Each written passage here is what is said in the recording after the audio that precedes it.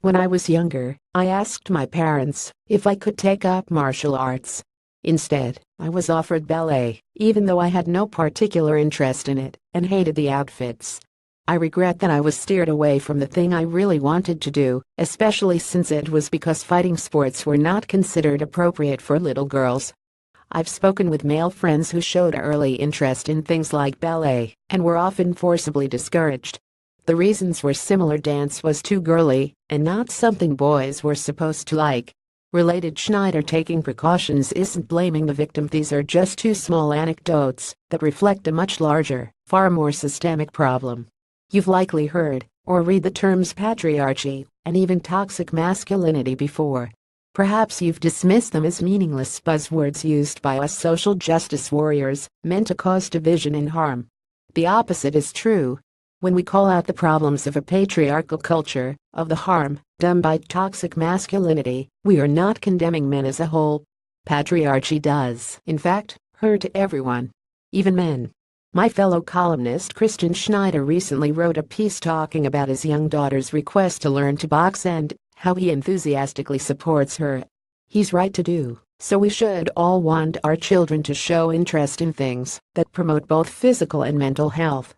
Boxing does teach body confidence and awareness, as well as the ability to stand up for yourself and others when presented with a serious threat. I'm all for it. Anyone who wants to learn and practice some kind of sport or physical art should be encouraged and supported in that endeavor. But here's where Schneider goes astray. He thinks there's a certain brand of feminism that believes asking a woman to take steps to protect herself is somehow blaming the victim. He's missing a larger point and trying to tilt at a windmill that doesn't even exist. Genuine feminism supports anyone's right to choose to learn self-defense techniques. There's nothing wrong with individuals taking steps they think will keep them safer in certain situations. I've never read a serious argument otherwise. What's at issue is the overwhelming emphasis our society places on telling women how to prevent rape and other assaults, while putting relatively little stock in teaching people not to rape or commit assault. Our priorities are so out of whack that I can't blame a traumatized population for pushing back when they see so many think pieces trumpeting the newest invention aimed at capitalizing on women's insecurity. In the end, getting indignant, as Schneider does, over an imagined disagreement about what we should be encouraging girls to do, is missing the larger issue. We live in a culture that reinforces toxic and harmful ideas about what it means to be a man, leading to generations of boys growing up emotionally stunted and made to believe they're owed sexual gratification whenever they want it, and from whoever they can get it. We live in a culture in which some men think they can act without consequence and without regard for the wishes or well-being of anyone but themselves.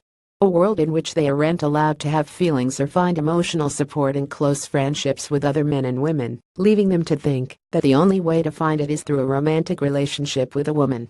There are as many ways of being as there are people on the planet.